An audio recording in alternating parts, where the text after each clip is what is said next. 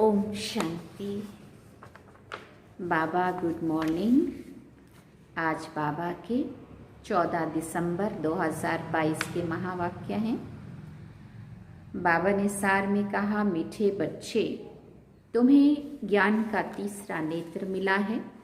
तुम त्रिकालदर्शी बने हो, लेकिन ये अलंकार अभी तुम्हें नहीं दे सकते। क्यों नहीं दे सकते? क्योंकि तुम पुरुषार्थी हो। बाबा ने प्रश्न पूछा, गृहस्थ में रहते कर्म अवश्य करना है, लेकिन किस एक बात की संभाल जरूर रखनी है? तो बाबा ने उत्तर में कहा, कर्म करते, व्यवहार में आते, अन्न की बहुत परहेज रखनी है, पतितों के हाथ का नहीं खाना है, अपने को बचाते रहना है। कर्म सन्यासी नहीं बनना है, लेकिन परहेज जरूर रखनी है। तुम कर्म योगी हो, कर्म करते बाप की याद में रहो तो विकर्म विनाश होंगे। ओम शांति। बाप बच्चों को बैठ समझाते हैं। जब कोई गीता आदि सुनाते हैं तो कहते हैं, यदा यदा ही धर्मस्य, जब जब धर्म की ग्लानि अधर्म की वृद्धि होती है तब भगवान आते हैं। बरोबर धर्म की ग्लानि होती है। धर्म ग्लानि माना निंदा। तो भारत में धर्म की ग्लानि और अधर्म की वृद्धि हो जाती है। मैं आता ही तब हूँ जब ये हालत हो जाती है। बहुत दुख है। मौत सामने खड़ा है। विनाश के लिए मुसल भी तैयार हैं। अभी तुम बच्चे जानते हो, बाबा आया हुआ है आदि सनातन धर्म की स्थापना करने। ब्रह्मा द्वारा स्थापना, शंकर द्वारा विनाश, विष्णु द्वारा पालना। बरोबर ये तीनों कर्तव्य अभी चल रहे हैं। अभी तुम ब्राह्मण हो और जानते हो अभी हम ब्राह्मण से देवता बन रहे हैं। अभी शिव बाबा के पोतरे हैं। शिव बाबा का एक बच्चा, एक से फिर तुम कितने बच्चे बन जाते हो। पतितों को पावन बनाने की सेवा तुम कर रहे हो। यह है बेहद का यज्ञ। यज्ञ में सारी पुरानी दुनिया स्वाहा हुई थी। इस यज्ञ के बाद फिर कोई यज्ञ होगा ही नहीं। सतयुग त्रेता में कोई यज्ञ रचते ही नहीं है। यज्ञ रचते ही हैं विघ्नों को हटाने के लिए। ये तो बहुत भारी विघ्न है, तो इसके लिए बड़ा यज्ञ चाहिए। यह है बेहद का यज्ञ। इसमें पुरानी दुनिया की सामग्री जो भी है सब स्वाहा होनी है। रुद्र अथवा शिव बाबा एक ही है। जैसे शिव का रूप है वैसे रुद्र का भी रूप है।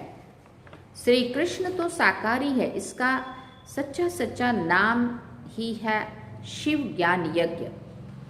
शिव बाबा कहते हैं, रुद्र बाबा नहीं कहते हैं। भोला भंडारी शिव बाबा को कहते हैं। यह है शिव बाबा का यज्ञ। उनसे हमें सृष्टि के आदि मध्य अंत की नॉलेज मिल रही है।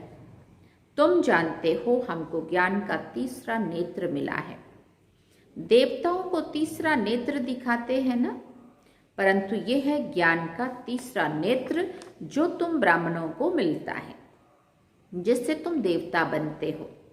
वहां तीसरे नेत्र की दरकार नहीं है, परंतु तुमको तो दिखा नहीं सकते हैं क्योंकि तुम पुरुषार्थी हो। चलते चलते भाग जाते हो, इसलिए जो फाइनल रिजल्ट वाले हैं उनको ये अलंकार दिए जाते हैं। नहीं तो देवताओं के पास थोड़ी शंख चक्र आदि है तो सारे अलंकार अभी ब्राह्मणों के हैं, परंतु ब्राह्मण आज बाबा कहते पहली लाइन में, दूसरी लाइन में और कल लास्ट मन का बन जाते हैं। आगे पीछे होते रहते ना स्थिति अवस्था। इसलिए बाबा कहते शंख चक्र गदा पद्म तुम्हें नहीं, वो देवताओं को दिए, क्योंकि तुम अलग अलग अवस्था में रोज रोज अलग अलग, बाबा कहते अवस्था जैसी जैसी स्थिति बदलती है, इसलिए वो चीज तुम्हें नहीं दिखा रहे। ये सृष्टि के आदि मध्य अंत की नॉलेज तुमको सुना रहे हैं। उन्होंने फिर शास्त्रों में लिख दिया है कि सुदर्शन चक्र से फलाने को मारा, ये किया। एक तरफ से अहिंसक बताते हैं, और दूसरी तरफ से वो चक्र चलाया और असुरों के गले काटे। तो गला काटना तो हिंसा हो गया ना, परंतु वो अभी की बात है। व्यर्थ के गले काटे, बुराई के गले काटे, माना योग के द्वारा अपने उन बुराइयों को काटा, उन बुराइयों से युद्ध किया, बुराइयों के ऊपर गदा, शंख चक्र गदा पदम, गदा और चक्र चलाया और शंख ध्वनि माना बाबा के इस ईश्वरीय ज्ञान को चारों तरफ दिशाओं में फैलाया, शंख ध्वनि किया, कमल फूल समान जीवन बनाया, सारे अलंकार वो अभी वाले। लेकिन बाबा कहते उन्होंने क्या दिखाया, शास्त्रों में लिख दिया सुदर्शन चक्र से फलाने को मारा, ये किया। बाप कहते हैं मैं तो पतितों को पावन बनाने आता हूँ, इसमें हिंसा की तो बात ही नहीं होती है। देवताओं का तो है ही अहिंसा परमो धर्म, श्री कृष्ण के लिए फिर हिंसा करना। बाबा कहते कैसा लिखा है, कैसे वंडरफुल चित्र बनाए हैं, वहाँ ही गीता सुनाते, राजयोग सिखाते और वहाँ ही फिर किसी को मारते हैं। बाप को तो याद करते ही इसलिए हैं कि आकर पतित दुनिया को पावन बनाओ, राजयोग सिखाओ। बाप कहते हैं ज्ञान का सागर, नॉलेजफुल मैं हूँ, तुमको नॉलेज मिल रही है, इसको ही अमर कथा कहते हैं। वो तो शिव शंकर को एक कह देते हैं, शंकर सूक्ष्म वतनवासी, वो कैसी कथा सुनाएंगे, उनको तो नॉलेजफुल नहीं कहा जाता। शिव बाबा सारे सृष्टि चक्र का राज समझाते हैं। जो नॉलेज कोई के पास नहीं है, बाप धनी को ना जानने के कारण ही आर्फन के बन पड़े हैं, लड़ते झगड़ते रहते हैं। सतयुग में कोई झगड़ा होता ही नहीं है, ना रोना ना पीटना, इसलिए मोह जीत राजा की कथा सुनाते हैं। कथाएं तो ढेर है, हर एक धर्म में किस्म किस्म की कथाएं हैं जो सब भक्ति मार्ग की सामग्री है। भक्ति करते हैं भगवान से मिलने के लिए, आधा कल्प भक्ति करते आए हैं, भगवान तो किसी को मिला ही नहीं है। अब बाप ने तुम बच्चों को परिचय दिया है, तुम्हें फिर औरों को देना है। सन शोज फादर, तो बाप का परिचय दे सबको बतलाते रहते हो। तुम हर एक बच्चे की बुद्धि में है कि शिव बाबा हमारा रूहानी बाप है। ये भी भक्ति मार्ग वालों को समझाना है कि तुम्हारे दो बाप हैं, एक है लौकिक बाप, दूसरा पारलौकिक बाप, जिसको गॉड फादर कहते हैं, जिसने ये बेहद की रचना रची है। बाप से तो जरूर वर्षा मिलता होगा ना, वो है ही स्वर्ग का रचना, स्वर्ग की रचना रचने वाला। भारत स्वर्ग था, इन लक्ष्मी नारायण का राज्य था। उन्हों को ये राज्य किसने दिया? कलयुग अंत में कोई भी विश्व का मालिक है नहीं, ये है रावण का राज्य। खुद भी कहते हैं हमको राम राज, नई दिल्ली में दैवी राज्य चाहिए। राम राज्य है सतयुग त्रेता, रावण राज्य है द्वापर कलयुग। द्वापर से ही भक्ति मार्ग शुरू होता है, विकार भी शुरू होते हैं, जिसकी निशानी भी है जगन्नाथपुरी के मंदिर के बाहर देवताओं के गंदे चित्र दिखाए हैं। ताज तख्त आदि वही है, सिर्फ चित्र विकारी दिखाते हैं। जब देवताएं वाम मार्ग में जाते हैं तो फिर धरती की उथल पाथल भी होती है। सोने हीरे के महल सब नीचे चले जाते हैं। पूजा के लिए कितना भारी मंदिर बनाया है।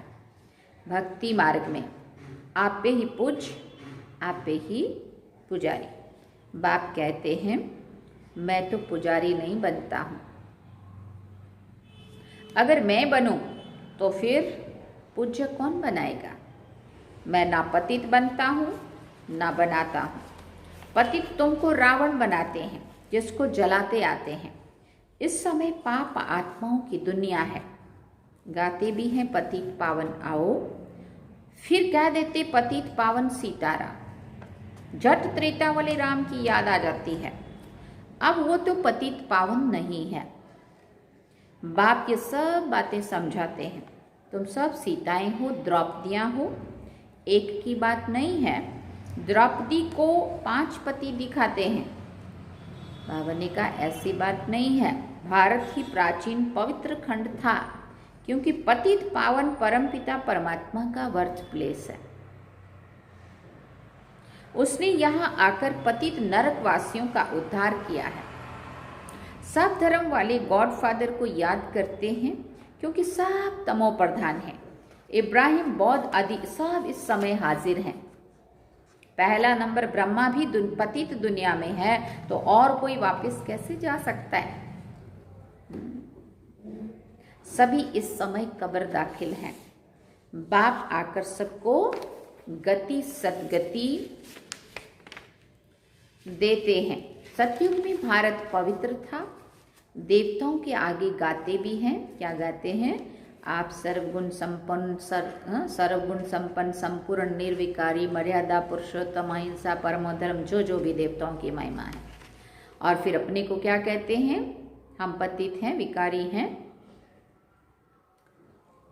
बाबा ने कहा इस समय सब विकारी हैं, सबको निर्विकारी बनाने बाप को आना पड़ता है। तो पतित पावन बाप ठहरा, ना कि पानी की नदियां। पतित पावन ज्ञान सागर से निकली हुई ज्ञान गंगाएं शिव शक्ति सेना है। शिव से ज्ञान का कलश मिलता है। बाप कहते हैं बच्चे, गृहस्थ व्यवहार में रहते पवित्र बनो, कर्म भी जरूर करना है। ये है ही कर्म योग। कर्म संन्यास तो नहीं हो सकता है। वो समझते हैं घर में खाना नहीं बनाते, भीख पर गुजारा करते हैं, इसलिए कर्म सन्यासी हैं। वो तो फकीर ठहरे। अन्न तो विकारियों का पेट में पड़ता है ना, तो अन्न दोष लग जाता है। पतित घर से भले निकल जाते हैं, फिर भी जन्म तो पतित घर में ही लेना पड़ता है। तुमको भी अन्न का असर करेगा, इसलिए परहेज रखी जाती है। पतित का अन्न नहीं खाना चाहिए। जितना हो सके अपने को बचाते रहो। कोई का बहुत झगड़ा भी हो जाता है। एक भाई ज्ञान में आता, दूसरा नहीं आता, तो ऐसे बहुत केस होते हैं। इतना बेहद का राज्य लेते हो तो जरूर कुछ तो झगड़े होंगे। कोई भी हालत में तुमको अपना बचाव रखना है। मुक्ति तो कोई पाते नहीं है, गपोड़े मारते रहते हैं। हम ज्योति में लीन होंगे। समझाते समझाते आखिर उन्हों की बुद्धि में भी आएगा कि ये बात ठीक है। सतयुग की आयु अगर लाखों वर्ष की होती तो संख्या बहुत बढ़ जाती। अभी तो संख्या और ही सबसे थोड़ी है, क्योंकि कन्वर्ट हो गए हैं और धर्मों में। देवता धर्म वाले हैं सूर्यवंशी। राम को फिर क्षत्रिय निशानी दे दी है। अभी तुम रूहानी क्षत्रिय हो, माया पर जीत पाते हो। इसमें समझाने की बड़ी बुद्धि चाहिए। योग भी बड़ा सहज चाहिए। आत्माओं का योग लगता है परमपिता परमात्मा के साथ। योग आश्रम तो बहुत हैं, परंतु वो सब हठ योग कराते हैं। ये थोड़ी कहते हैं परमपिता परमात्मा के साथ योग लगाओ। तुम बच्चे जानते हो बाबा हमको दलाल के रूप में मिले हैं। कहते हैं माँ में कम याद करो तो खाद निकल जाएगी। याद करते करते तुम मुक्ति धाम में चले जाएंगे। बाप बैठ समझाते हैं बच्चे, दुनिया का हाल देखो क्या हो गया है। तुम जो विश्व के मालिक थे, अब बेगर बन पड़े हो। फिर बेगर टू प्रिंस बनना है। भारत बेगर है। पतित राजाएं पावन महाराजा महारानी के मंदिर बनाकर पूजा करते हैं। निराकार शिव बाबा की पूजा करते हैं। जरूर कुछ किया होगा ना। कितने मंदिर हैं तुम अभी जानते हो। 5000 वर्ष पहले भी आकर राजयोग सिखाया था। तुमने अनेक बार राज्य लिया है और गंवाया है। अब फिर शांति धाम और सुख धाम को याद करो, दुख धाम को भूलते जाओ। ये सब विनाश होना है, फिर तुम स्वर्ग के मालिक बन जाएंगे। बाप कहते हैं मैं तुम्हारा बेहद का बाप भी हूँ, तुमको बेहद का वर्षा देने आया हूँ। तुम्हारी दिल में खुशी है, हम अपनी राजधानी श्रीमत पर स्थापन कर रहे हैं, परंतु है सारा गुप्त। रावण पर जीत पानी है, गाया भी जाता है माया जीते जगत जीत है। 5 विकारों पर जीत पानी है, 5 विकारों का संन्यास करना है। खिवैया तो एक बाप है, सबकी सदगति करने वाले सतगुरु बिगर घोर अंधियारा है। भारत में गुरु तो बहुत हैं, हर एक स्त्री का पति भी गुरु है, फिर इतनी दुर्गति क्यों हुई है?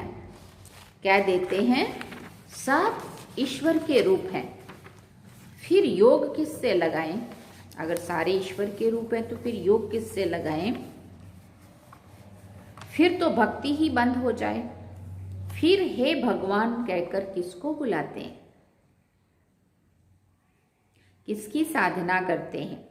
खुद ईश्वर थोड़ी कभी बीमार पड़ता है, परंतु कोई पूछने वाला नहीं है। डरते रहते हैं श्राप ना मिल जाए। वास्तव में श्राप देने वाला है रावण। बाप तो वर्षा देते हैं, रावण दुश्मन है इसलिए जलाते रहते हैं। लक्ष्मी नारायण के चित्र को कब जलाते हैं क्या? रावण का चित्र जलाते हैं कभी? लक्ष्मी नारायण का, राम सीता का, देवताओं का कोई चित्र जलाते हुए सुना कभी? बिल्कुल नहीं। रावण क्या चीज है अभी तुमको मालूम पड़ा है। सतयुग में पावन प्रवृत्ति में सुख था, अभी पतित प्रवृत्ति में दुख है। अभी इसका विनाश होना है। तुम देखेंगे अर्थक्वेक आदि होती रहेंगी। बाबा भी कहाँ तक बैठकर शिक्षा देंगे? लिमिट होगी ना। राजाई स्थापन होगी और विनाश होगा। अंत में तुम बहुत मजे देखेंगे, शुरुआत से भी जास्ती।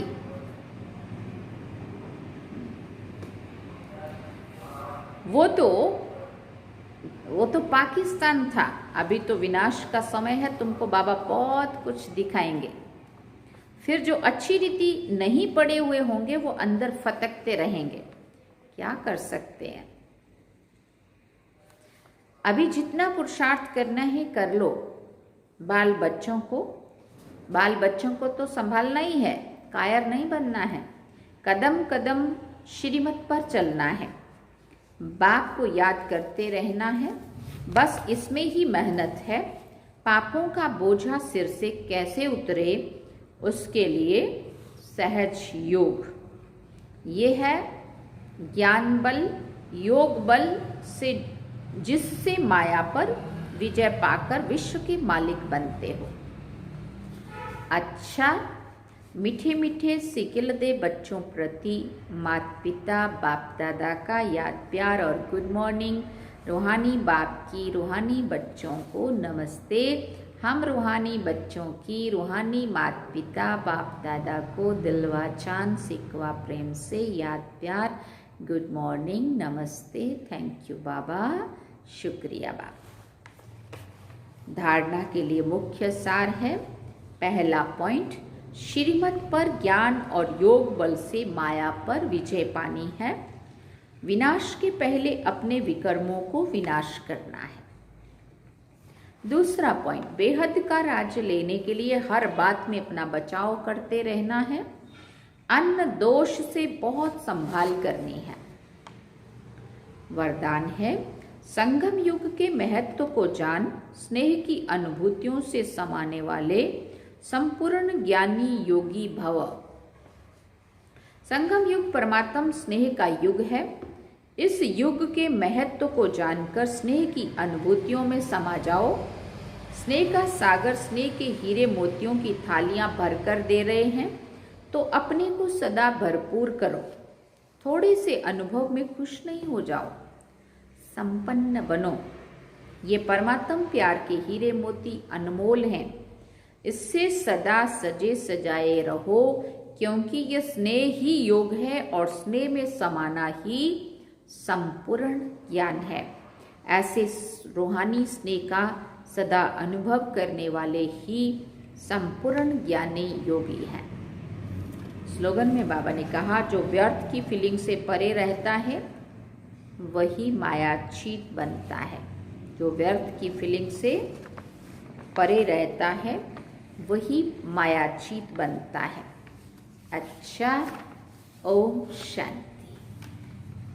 बाबा ने सार में कहा, मीठे बच्चे, तुम्हें ज्ञान का तीसरा नेत्र मिला है। तुम त्रिकालदर्शी बने हो, लेकिन ये अलंकार अभी तुम्हें नहीं दे सकते, क्योंकि तुम पुरुषार्थी हो।